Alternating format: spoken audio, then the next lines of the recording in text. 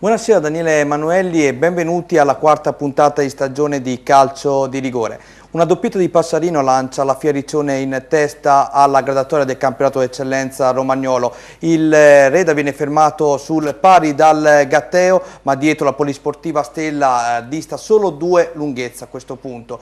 Poi in prima categoria Romagna troviamo al comando l'Athletic Poggio e il Nova Feltria. Invece per quanto riguarda la promozione marchigiana, un gol di Marchetti al 90° regala la prima vittoria in stagione al Gabice Gradara Calcio. Questa sera un mix, un po' di tutti, passeremo dall'eccellenza romagnola fino ad arrivare alla promozione marchigiana, ma qui con me, lo ricordiamo subito, andiamo a presentare il nostro opinionista Giacomo Alpini. Ciao, buonasera a tutti. Prima di presentare gli ospiti di questa serata, ieri che partita sei andata a vedere? Il Bellaria, logicamente Tropical Coreano Bellaria. Quindi sei soddisfatto del risultato? Non molto purtroppo. In questo periodo non mi va troppo bene per quanto riguarda i risultati, speriamo di migliorare. È qui che ti volevo. Bene, andiamo a presentare il primo ospite di questa serata.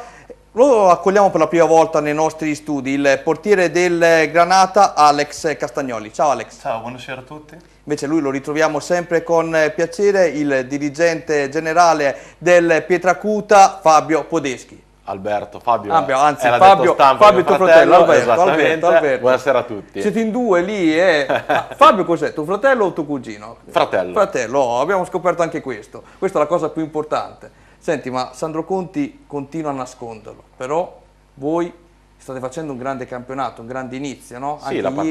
Sì, certo, la partenza di Daniele è stata molto buona, ieri abbiamo fatto una buona prestazione su un campo difficile contro una squadra che per la Stella parla la sua classifica, nel senso che, come hai detto prima, insomma, è solamente 2 punti dalla capolista, quindi ci possiamo ritenere per il momento soddisfatti, però ovviamente il lavoro ancora deve essere continuato, il campionato è molto lungo. Alex, invece ieri una sconfitta al 90° brucia parecchio a perdere proprio all'ultimo secondo del match. Sì, purtroppo brucia parecchio, sì. Abbiamo fatto una buona partita e ha deciso quell'episodio lì. Il campo sicuramente non ha aiutato e devono essere più bravi per le prossime partite, insomma, già da domenica prossima. Ebbene, Giacomo, arriviamo a te, però andiamo a vedere prima i risultati e la classifica del campionato di eccellenza e poi pian piano iniziamo appunto a discutere di questa giornata particolare, poi lo capiremo il perché. Un motivo l'abbiamo già detto, che la Fioriccione comunque è al comando della classifica, ha raggiunto il Classic, ieri è uscita sconfitta per 2-1 sul campo del San Pietro e vedremo anche questa partita. Questi risultati: Argentana Alfonsine 0-1, Castrocaro Progresso 4-0, Faenza Real San Lazzaro 2-1, Marignanese Fioriccione 0-2, Massa Lombarda Diegaro 0-1, Russi Corticella, vedremo anche questo servizio, 1-3, San Pietro in Vincoli Classe 2-1, San Pimo alla Cervia 1-1, Savignanese Granamica 0-0 e sempre con il nostro Stefano Pappini. Adesso andiamo a vedere la classifica dopo appunto l'ultimo turno, una classifica, dicevo, si fa interessante perché troviamo Fioriccione Classe al comando a quota 9, segue il Corticella, Faenza, Granamica a quota 8, Alfonsine, Diegaro 7, Cervia, San Pietro in Vincoli, Progresso 6, Castrocaro 5, Massa Lombarda, Russi, San Paimola 4 punti, Savignanese 3, Argentana 2, Marignanese 1, Real San Lazzaro -1 punto di penalizzazione purtroppo per la squadra bolognese. Allora, riflettiamo un attimo prima di sentire il nostro Giacomo, andiamo a vedere anche il primo servizio della serata, l'avevamo detto, andiamo a vedere adesso Fioriccione, anzi Marignanese Fioriccione. Piova di rotta San Giovanni Marignano, ma soprattutto piova di rotta sulla squadra giallo-blu, penultima in classifica a quota 1. Per sintetizzare il momento nerissimo della Marignanese basta prendere come esempio lampante il gol della Fioriccione. Matteo Agnaldi la combina grossa, serve Passarino che, accettato il gentile omaggio, non si fa pregare per l'1-0 della FIA. Nuovo tentativo ospite con Basile che questa volta si intimorisce di fronte al portiere di Tommaso, non azzardando il colpo del KO. Proteste della Marignanese quando in area ospite dall'altra parte Neri impegna Mori, che non trattiene, sulla ribattuta di Salvette Palazzi, forse spintonato, ma per l'arbitro non ci sono gli estremi per fischiare un calcio di rigore, anzi successivamente viene fischiata la punizione a favore della FIA. Ma la Marignanese spreca l'opportunità del pareggio, grande azione di Mazzoli, tiro a giro che termina abbondantemente all'alto. Nella ripresa, altro gentile omaggio della retroguardia locale, Grandoni all'indietro per Di Tommaso, l'invio da rivedere, si agguanta sulla sfera Passarino che da posizione defilata trova l'angolo vincente per il raddoppio riccionese. Tanti saluti alla vicina San Giovanni Marignano. Santoni cerca i gol di furbizia ma nulla da fare. Santoni questa volta recita il mea colpa, viene atterrato dall'avversario, reo di aver subito un colpo proibito come vediamo dal replay degli Sadrudi, cade a terra, si rialza, protesta, viene ammonito ma continua a dire qualcosa di troppo al direttore di gara che lo allontana anzitempo dal terreno di gioco. Nonostante l'uomo in meno, gran tiro dalla distanza di Mazzoli che chiama alla respinta il portiere Morri, però la partita rimane solo 0-2. La gara termina qui, il Riccione si impone con una vittoria all'inglese, tramuta i gol, i 2 regali di gentile concessione offerta dal reparto allenatato dalla Marignanese. I gialloblu, apparsi a tratti riconoscibili, dovranno lavorare molto per conquistarsi questa benedetta salvezza. Allora, abbiamo mandato per l'appunto il servizio in onda per presentare il terzo ospite che ci ha raggiunto in questi studi. Andiamo a presentarlo allora, Jacopo Mugeo, attaccante della Marignanese. Ciao Jacopo. Buonasera, salve. A te ti ritroviamo quest'anno per la terza volta, prima volta in questa stagione, purtroppo dopo una sconfitta amara. Prima, mentre guardavi il servizio, rivedevi un po' le azioni di ieri, c'è ancora tanto rammarico, no? Sì, io dico che la partita, abbiamo appena visto le immagini, non c'è niente da dire. Abbiamo commesso 2 ingenuità clamorose e la Fierizzone è una buona squadra, dopo risolvere delle partite del genere è difficile. Adesso è un momento difficile e dobbiamo cercare sempre tramite il lavoro, tramite il gruppo di venire fuori da questa situazione che sicuramente non è facile. Questa è una partita un po', anzi sicuramente sentita da entrambe le tifoserie per via dello spareggio, promozione di qualche anno fa. Non so, l'avete sentita in particolar modo anche voi? C'è stato un po' di tensione oppure proprio un approccio sbagliato al match?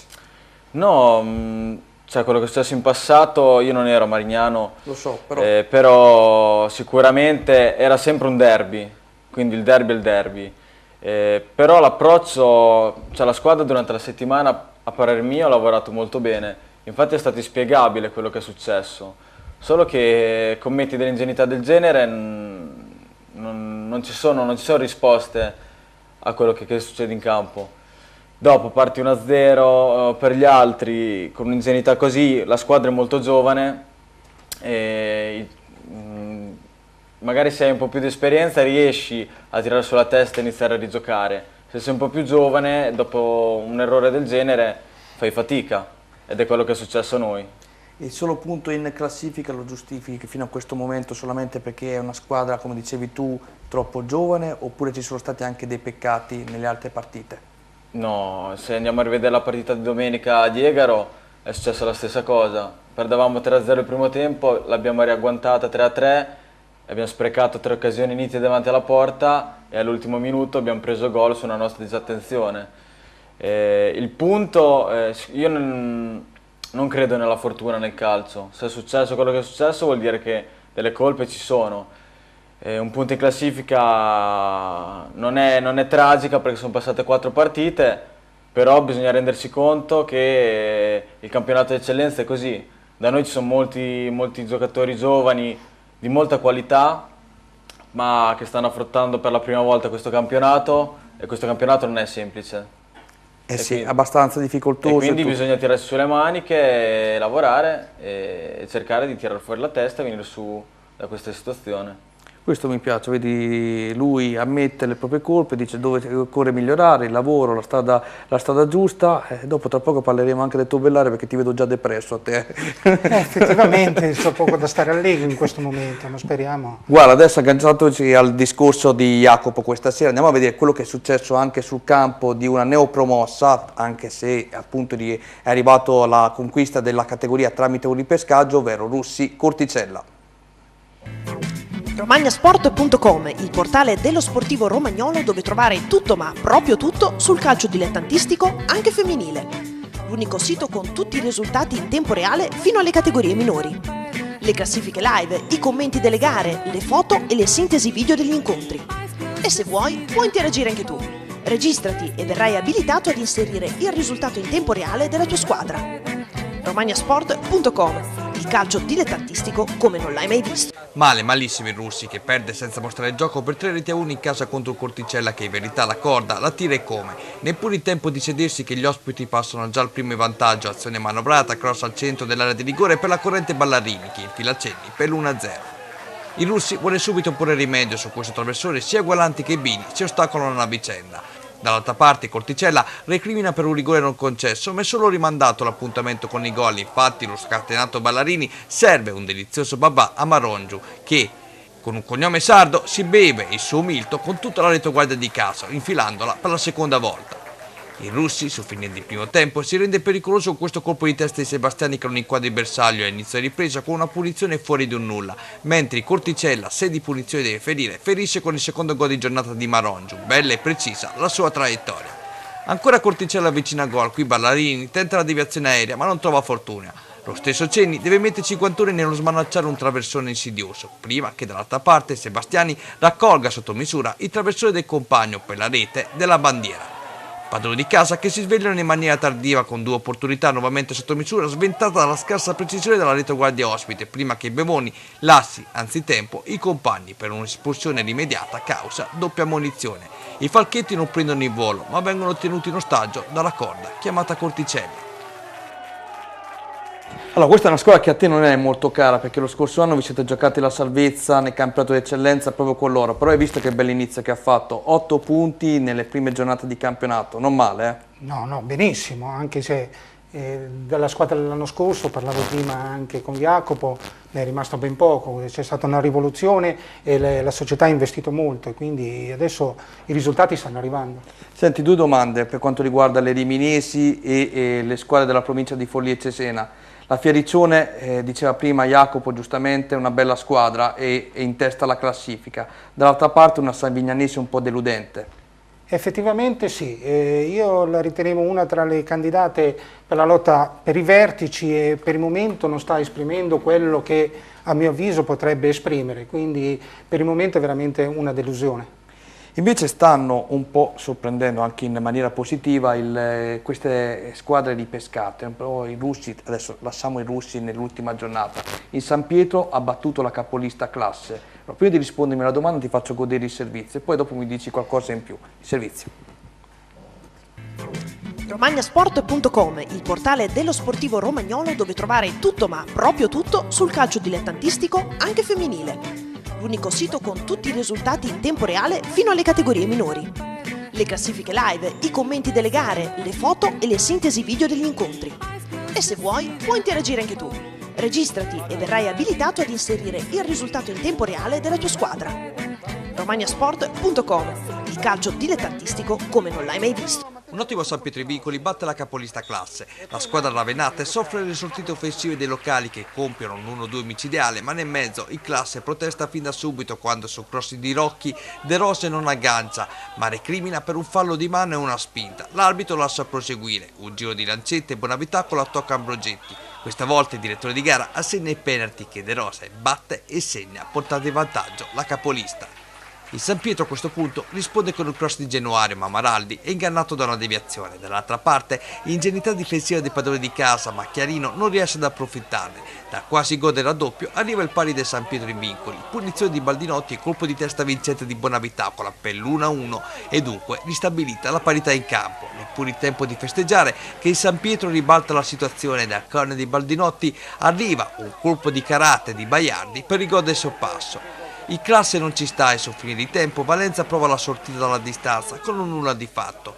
Nella ripresa episodio da Moviola quando De Rose colpisce in rovesciata la sfera che probabilmente senza il tocco di Trovato al di là della linea sarebbe finita ugualmente in rete. Gol a questo punto annullato per fuorigioco.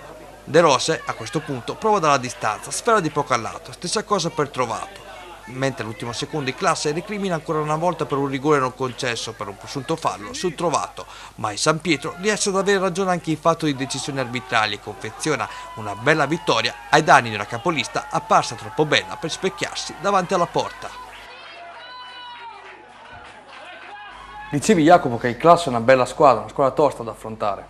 Sì, secondo me è una delle candidate a vincere il campionato perché ha cambiato veramente poco, ha inserito giocatori di qualità come Ambrogetti e poi da loro in casa è veramente difficile. Quindi secondo me può essere una delle candidate a vincere il campionato. Tu l'hai sempre sostenuta questa squadra? Condivido quello che dice Jacopo, è per questo che la vittoria del San Pietro in Vicoli ha un valore doppio. È riuscito a rimontare dallo svantaggio, perché è molto difficile rimontare il classe, quindi è riuscito a ribaltare il risultato e vincere una partita in maniera meritata, anche se forse qualche decisione arbitrale è da rivedere, perché ci sono state un paio d'azioni che mi piacerebbe vedere bene alla Moviola, però la vittoria ci sta.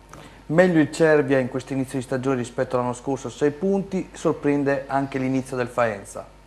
Sicuramente, meglio Cervia dell'anno scorso.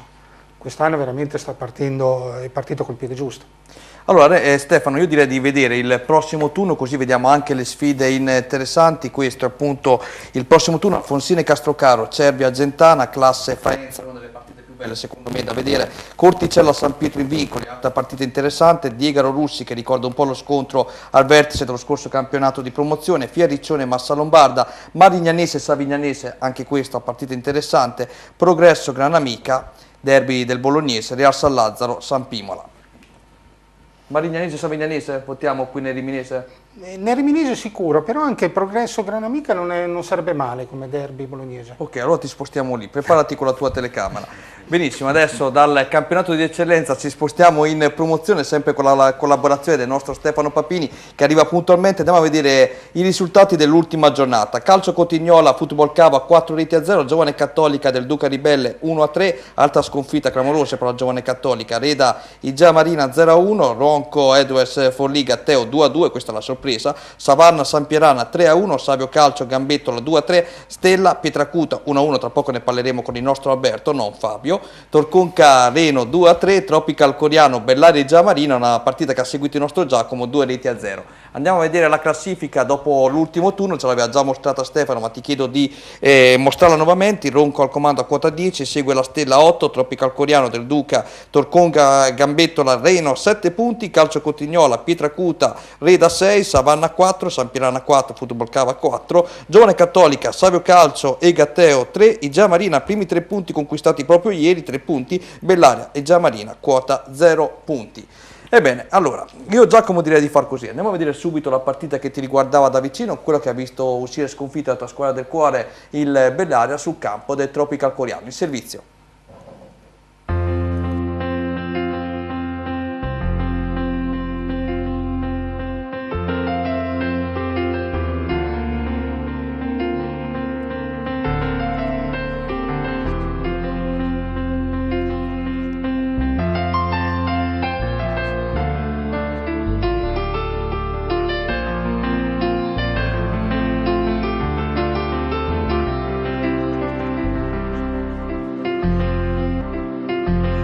Bellaria 2.0, altra sconfitta messa in cascina dagli uomini di Zanini, che reggono questa volta per almeno 65 minuti contro la corazzata Tropical Coriano, trascinata dall'ex stella Bucai, che è una stella si dimostra di essere in tutti i sensi. Sua la doppietta infatti che decide il match, ma la partita è subito in mano agli uomini di casa, che al 18esimo dal corner, dopo una fase confusa, colpiscono una traversa con Braschi. 5 minuti più tardi è la volta di Bucai, che dà il benvenuto così al portiere Trizza. Baffoni, dopo una delle solite discese, mette al centro un tiro cross che risulta insidioso per la porta adriatica. La squadra di Zagnoli gioca in scioltezza, arriva facilmente al tiro. Questa volta Pasini viene murato proprio dal corner, altra traiettoria velenosa dove 2 giocatori gialloblu mancano l'appuntamento con i gol. Su fine di prima frazione di gioco arriva il tiro di Di Filippo, respinto con affanno da Trezza, sfera raccolta da un compagno messo al centro dell'area di rigore con un colpo di testa finale che si vede spegnersi sopra la traversa della porta difesa da Trezza. Squadra riposa sullo 0-0. Nella ripresa un tiro cross di Baffoni chiama la deviazione in corner Trezza. È la volta di Di Filippo, ma il suo tentativo viene prima parato dal portiere ospite e poi perfezionato in corner dalla retroguardia avversaria. Vucai questa volta viene servito dentro l'area di rigore, ma trova sulla propria strada ancora una volta Trezza a negare la gioia del gol. Più pericolosa la girata dell'attaccante quando chiama Trezza a migliore applicazione. Prima che il Coriano però vada in gol, arriva l'unico timido tentativo del Bellaria, Caporali raccoglie il pallone ma cerca l'angolo a giro, da rivedere. Mentre dall'altra parte pallonetto in aria su Baffoni e calcio di rigore decretato dal signor Pirazzini di Rimini.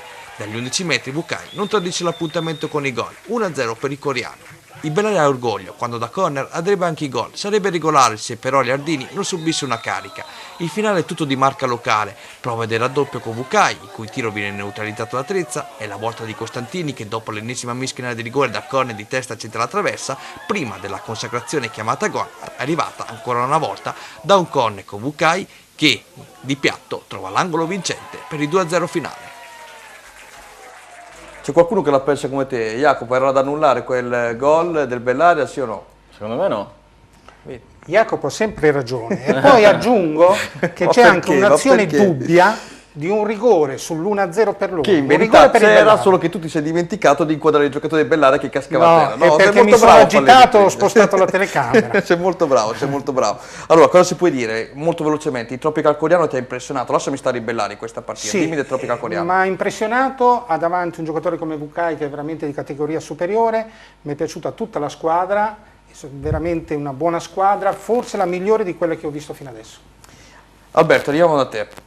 Pietracuta, dicevamo prima, inizio benissimo, anche se Sandro Conti poi dirà sempre noi puntiamo alla salvezza, abbiamo fatto una squadra buona, così invece secondo me ha fatto un ottimo mercato, vi siete rafforzati nei punti appunto dove la squadra necessitava di essere rafforzata. Ieri un pareggio importante sul campo della Stella, Fratti sempre in gol, allora ti chiedo dove vuole arrivare davvero questo Pietracuta in questa stagione?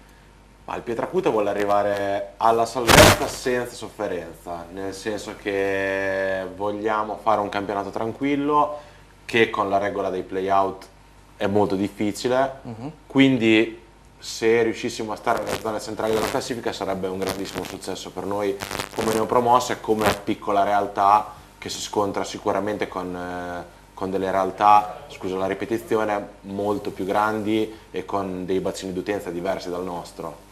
E tra l'altro stiamo vedendo le immagini proprio della scorsa domenica, il pareggio interno con il Tropical Coriano, anche qui siete andati in vantaggio, poi vi siete fatti raggiungere.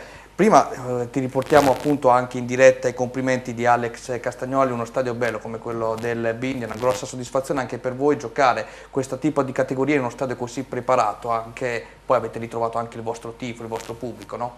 Sì, diciamo che poi lavorando bene tutte le cose vengono di conseguenza. Il bel campo con il tifo, con l'introduzione anche di un po' di ragazzi giovani del posto, quindi diciamo che si è riaccesa la fiammella dell'entusiasmo e poi dopo viene tutto bene di conseguenza. Come diceva il nostro amico comune, presidente del Santermete, Alex Martino, con 4 gatti, scusatemi l'espressione, si fa un buon calcio e una società si dimostra organizzata. A Pietracuta siete davvero 4 gatti, ma andate tutti d'accordo e state facendo, consentimi di dirlo, un miracolo, perché come dicevi tu siete una via, non un paese magari come Nova Fete, eccetera, eccetera, però siete in promozione. Certo, sì, non posso aggiungere altro perché hai detto tutto tu.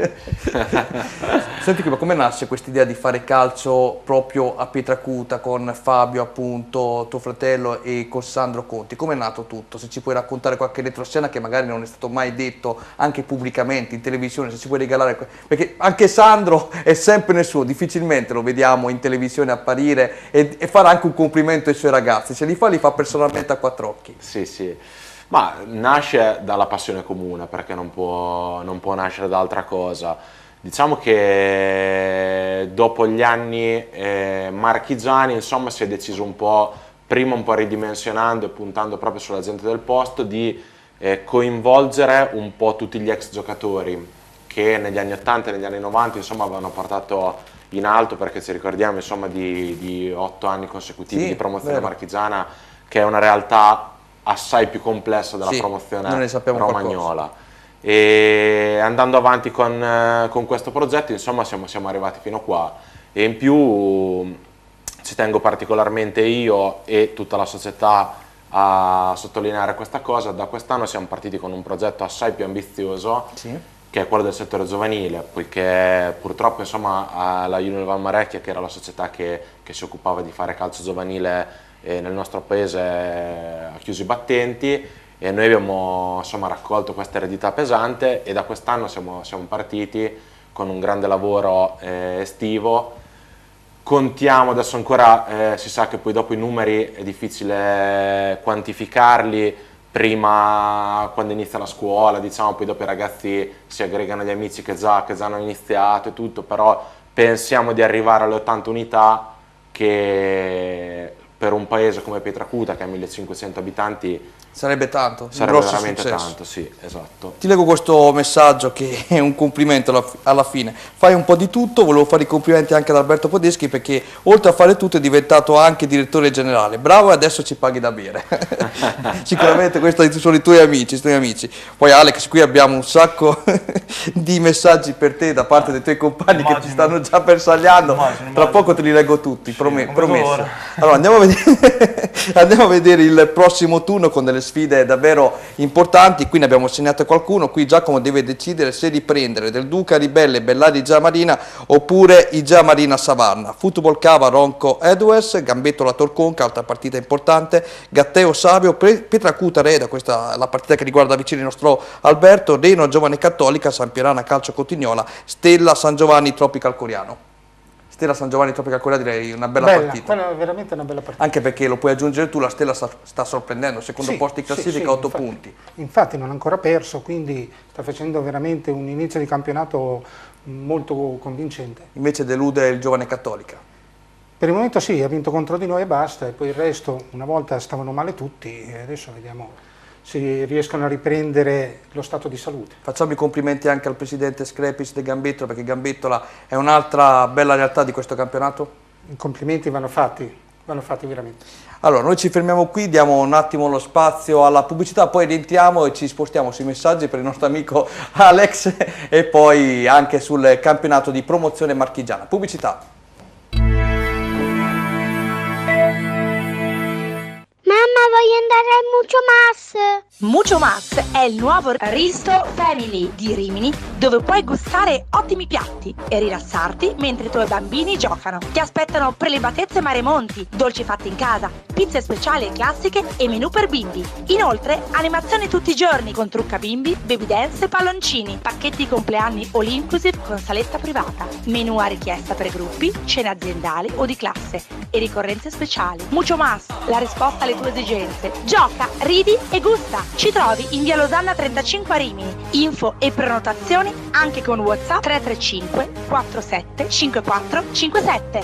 Quando entri in una stanza d'albergo e chiudi la porta, sai che c'è un segreto, un lusso, una fantasia, c'è il comfort, c'è la rassicurazione. Tutto questo è Hotel Sombrero, ideale per tranquillità, relax e benessere, per vacanze speciali da condividere con tutta la famiglia al mare di Riva Azzurra. Posto sulla spiaggia con il mare a chilometro zero, l'Hotel Sombrero è dotato di 3 stelle con piscina riscaldata, idromassaggio, wifi in camera, parcheggio coperto e tante attenzioni per bambini e amici a 4 zampe. E se l'estate passa, noi vi aspettiamo per trascorrere il Capodanno, la Pasqua e organizzare comunioni. Hotel Sombrero, Viale Regina Margherita 44 a Riva Azzurra di Rimini. Info hotelsombrero.com. A Viserbella trovi l'Adriatico, il più antico ristorante e pizzeria che offre la migliore ospitalità romagnola. Tra le specialità pesce freschissimo di eccellente qualità, selezionato dai migliori fornitori, carni di primissima scelta, pizze giganti e ricche di ingredienti freschi di stagione, realizzate con un impasto ad alta digeribilità, dalla pizza alla tagliata di manzo, passando per gli antipasti di pesce, provando tutti i veri sapori delle specialità mediterranee. Ti aspettiamo anche per l'happy hour, un aperitivo fatto in casa con una ricetta speciale. Ristorante, pizzeria, bar Adriatico a Viserbella, in via Porto Palos 64, info 0541 72 15 55. Sono Fabio Giancarlo, titolare della DTGF e Ford Italia. Vi vorrei presentare i prodotti che costruiamo in questa azienda. La nostra azienda, costruiamo forni di tutte le misure, impastatrici di tutte le misure, sfogliatrici per pasta di tutte le misure, varie sfogliatrici per la pasticceria, stand di pizza o stand di piada secondo il vostro uso, e griglie a pietra lavica e anche cuocipiade elettrici di varie misure. Vi aspetto in azienda. Credi davvero che bastino poche parole per trasformarti in un romagnolo doc? Al ristorante Brusarul da sempre esaltiamo la nostra bella Romagna nel modo più genuino. Prova i nostri piatti a base di pasta fatta in casa e le nostre pizze cotte nel forno a legna. Team Botta è il nostro motto, da sempre offriamo qualità. Ristorante Brusarul, via Sant'Arcangiolese a Poggio Berni, con ampio parcheggio esterno e isola per bambini. Info 0541 68 81 80 o brusarul.com.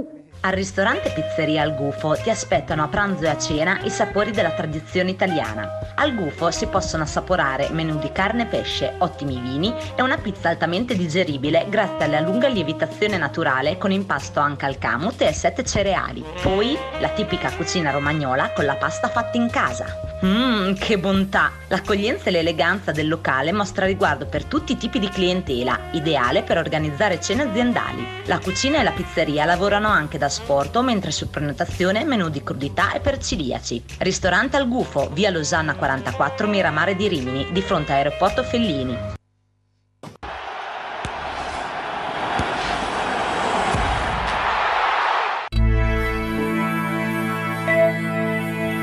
Allora, passiamo prima ai commenti satirici.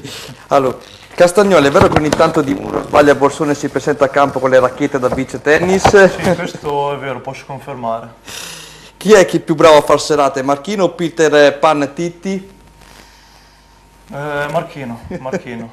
Casta numero 1 in campo e numero 1 nella vita, grande Casta. Poi ti chiedono qui una domanda più tecnica, hai qualche colpa sul gol di ieri?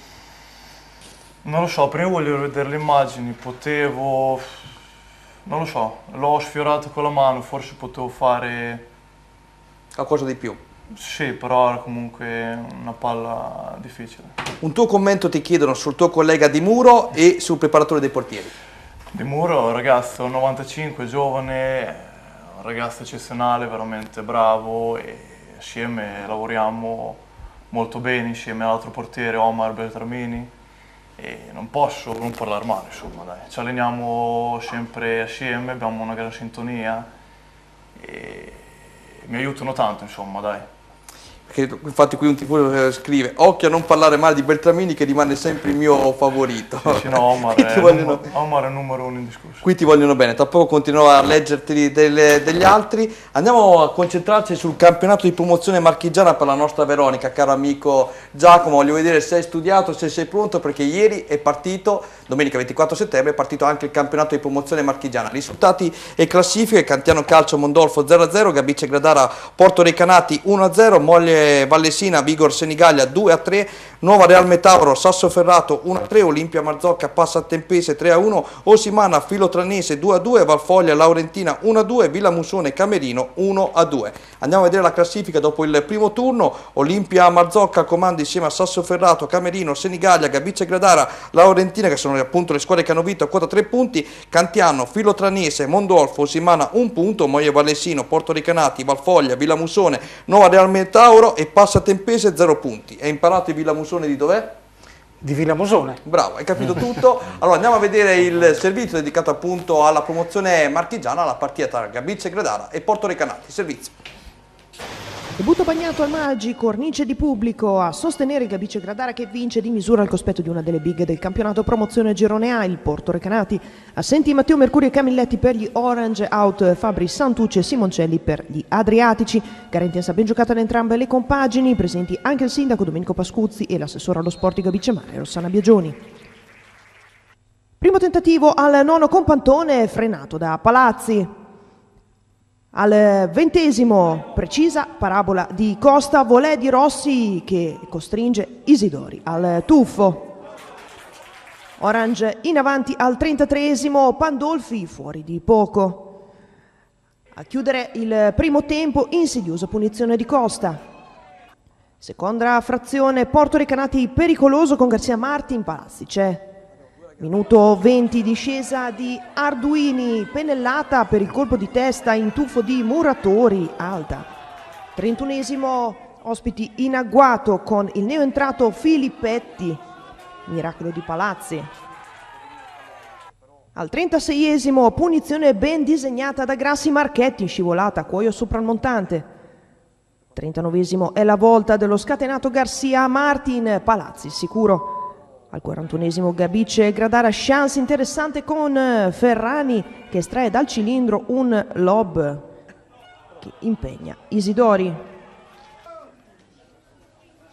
La tenacia premia i rossoblu. Al 46esimo Travenzoli, da poco entrato al contagiri per la corrente Marchetti che di testa gonfia il sacco, gol che vale 3 punti.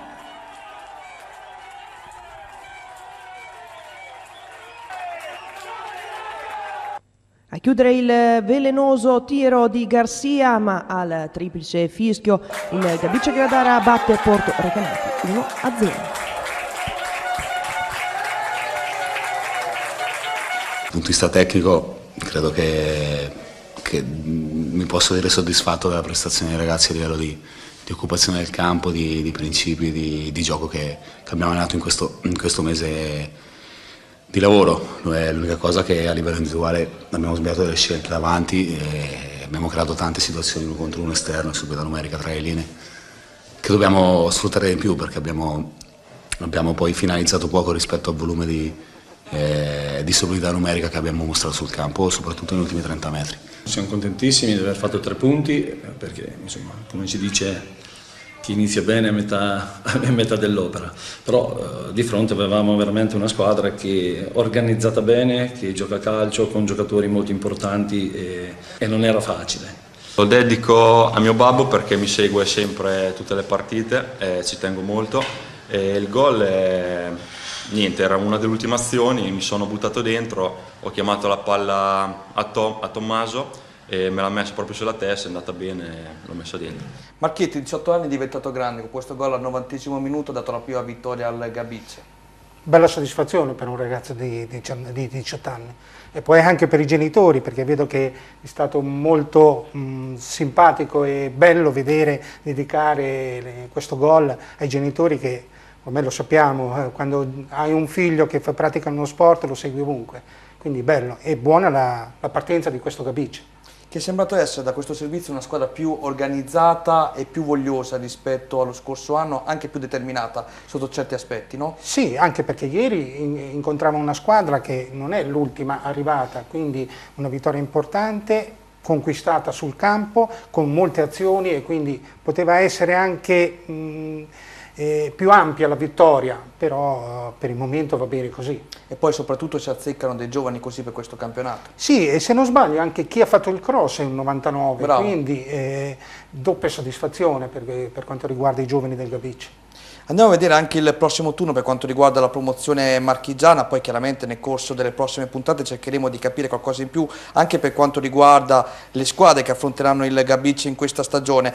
Allora, vedete per l'appunto Camerino Simana, Vigor Senigallia, Nuova Real Metauro, Filotrannese Moia Valesina, Laurentina Villa Musone, Mondolfo Valfoglia, Passatempese Gabice Gradara, Porto Recanati Cantiano Calcio, Sassoferrato Olimpia Marzocca. La Passatempese, prossimo avversario di Gabice Gradara, che ieri ha perso per 3-1 contro l'Olimpia Marzocca in esterna, e ovviamente Porto Recanati che poi seguiremo con particolare attenzione proprio perché le dichiarazioni di Possanzini nel dopogara fanno capire che comunque lì è stato costruito un organico importante. Infatti. Che se lo giocherà fino alla fine. Va bene, continuano ad arrivare domande per il nostro amico Alex, ma andiamo a vedere con il nostro Stefano Papini i risultati e classifiche della prima categoria girone A, che qui è il girone che interessa per l'appunto il Nova Fete. Atletico Poggio Miramare 3-2, Bagno di Romagna Alta Valconca 1-2, Bacchia Cesenatico Junior San Clemente 1-3, Riccione Colonnella 4-2, Valle Savio Real Miramare 1-1, Verrucchio Santermete si è giocata sabato, spettacolare derby 3-5 per il Santermete, Vis Misano Morciano Calcio 3-2, Vis Nova Feta Granata 1-0. Andiamo a vedere la classifica dopo l'ultimo turno. Vis Nova Feta comanda insieme a Atletico Poggio 6, Santermete 4, Riccione Real Miramare Alta Valconca 4 punti, Miramare Junior San Clemente Vis Misano 3 punti, Valle Savio 2, Morciano, Bagno di Romagna, Bacchia Cesenatico e Granata 1 punto, Verrucchio e Colonnella Colonnella 0 punti. Ci concentriamo subito sulla partita che riguarda da vicino il nostro amico Alex Castagnoli, andando a vedere il servizio tra Nuova Feltria e Granata.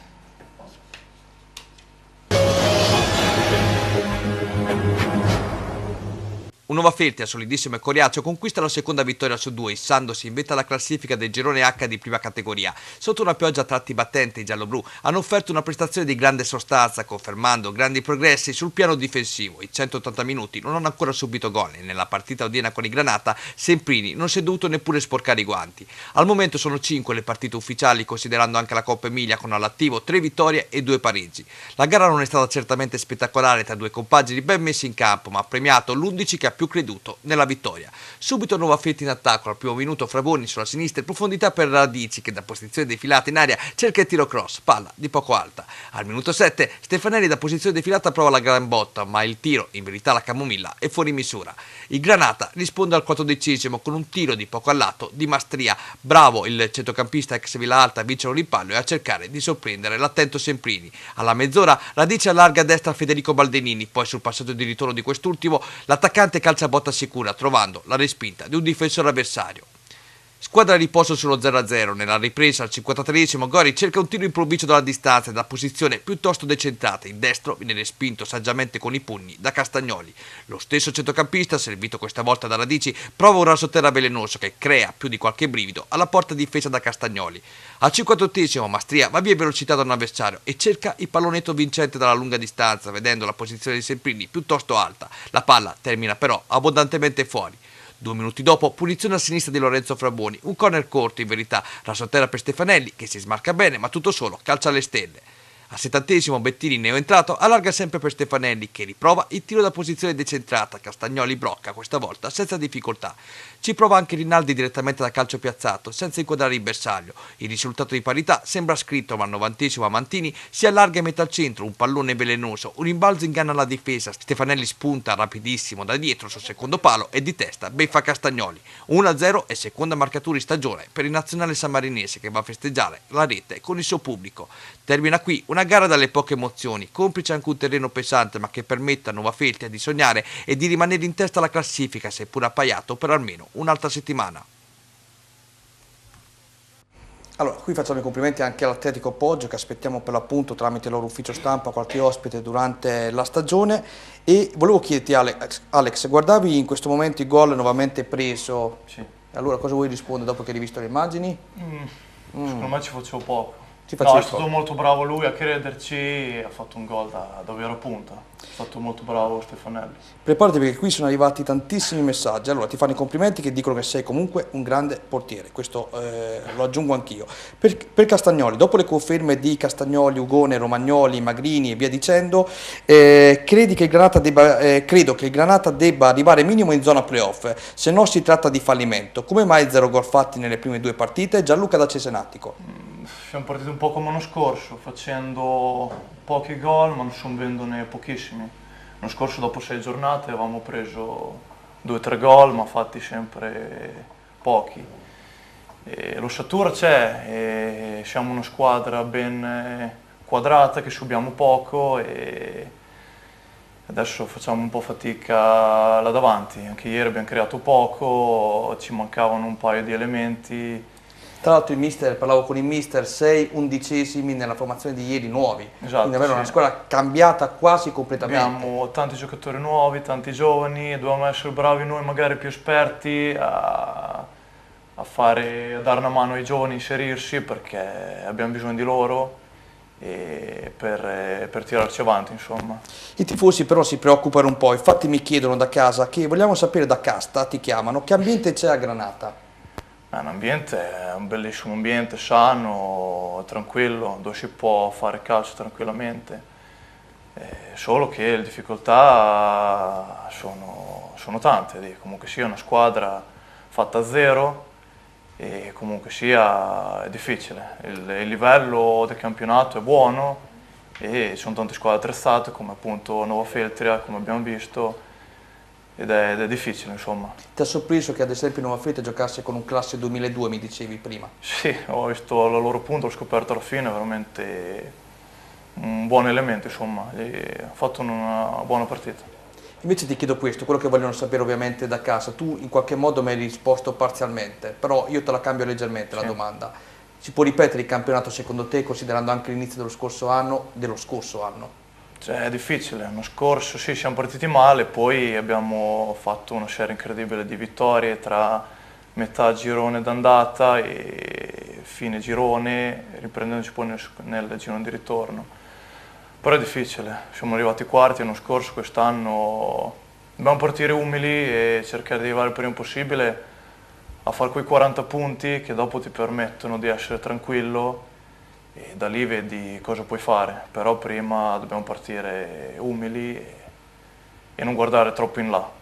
Sono d'accordo un po' con quello che scrivono da casa, perché lo scorso anno mi avete abituato anche a me e vi ho fatto i complimenti proprio qui in diretta, visto che ho ripreso 4-5 partite vostre, non solo quelle con il Nova Feltria, dove giocavate un ottimo calcio. Complimenti al mister che mi metteva bene in campo, ma soprattutto avete una grande organizzazione difensiva voi. Dietro sì, siamo molto bravi, quest'anno abbiamo cambiato qualcosina, anche ieri mancavano un paio di elementi, ma chi ha giocato ha fatto molto bene. Ho la fortuna di avere una buonissima difesa, per la categoria è tanto. L'anno scorso abbiamo chiuso come una delle migliori difese e quest'anno speriamo comunque di mantenere un po' il trend. E lo dico io, tu non lo puoi dire ovviamente, ma hanno anche loro la fortuna di avere un ottimo portiere. Bravo Alex. Lo spero, grazie. Allora, questo messaggio te lo giro a te. Ciao a tutti, sono Luca da Como, addirittura da Como. Finalmente si ricomincia. Un grosso saluto a tutti, complimenti per la trasmissione e forza Gabicce Gradara per il buon inizio di campionato. Bene, vuoi salutare Luca? Ciao Luca, guarda che non c'è solo il Gabicce, ricorda. Stasera sei poco attivo, ho capito che il tuo Milan ha perso, io te l'ho sempre detto che non devi tifare il Milan, devi tifare la mia stessa squadra nella vita, io te l'ho sempre detto. 2 gol a mezzogiorno e 2 gol alle 3 del pomeriggio. Va bene, concentrati perché adesso siamo addirittura d'arrivo, questo è il prossimo turno per quanto riguarda la prima categoria, Colonnella Alta Valconca, Granata Riccione, questa è una partita appunto che vi vedrà protagonisti davvero Alex, perché Riccione tra le candidate a vincere questo torneo, Junior San Clemente, Nova Feltria, altro big match, Miramare Bacchia Cesenatico, Morciano Atletic Poggio, Real Miramare Vis Misano, Sant'Ermete Valle Savio, Verrucchio, Bagno di Romagna. Che partite attendi contro il Riccione, Alex? Difficile? Sarà difficile, loro sulla carta hanno una bella squadra e vediamo come sono, vediamo subito noi come arriviamo, perché dobbiamo riscattarci e speriamo bene, insomma. Siamo alle battute finali, lasciatemi ricordare che tra poco in Sport Up potete seguire tutto sul Rimini Calcio, rimarrà con noi il nostro Giacomo Alpini che adesso salutiamo. Grazie Giacomo. Grazie a te Daniele, ciao a tutti. Ringraziamo il portiere Alex Castagnoli, portiere del Granata, grazie Alex. Grazie a voi per l'invito. È vero che tu hai promesso ai tifosi del Granata che vinci il campionato, lo puoi dire? No, no. Per niente. Salutiamo, stasera ti ho chiamato in tutti i modi, direttore generale, Fabio, mi perdoneranno gli amici di Pietracuta, allora facciamo così, ti battezzo così, Fabio, Alberto, direttore generale, comunque sei del Pietracuta. Grazie ancora Alberto. Sono io, grazie a voi. Grazie e grazie anche, lo abbiamo ritrovato sempre con piacere, Jacopo Mungiotto. Grazie mille a voi per l'invito, grazie. E forza e coraggio per il proseguo del campionato. Certo, In bocca al lupo a tutte e tre, noi ci vediamo tra poco con Sport Up, grazie ancora.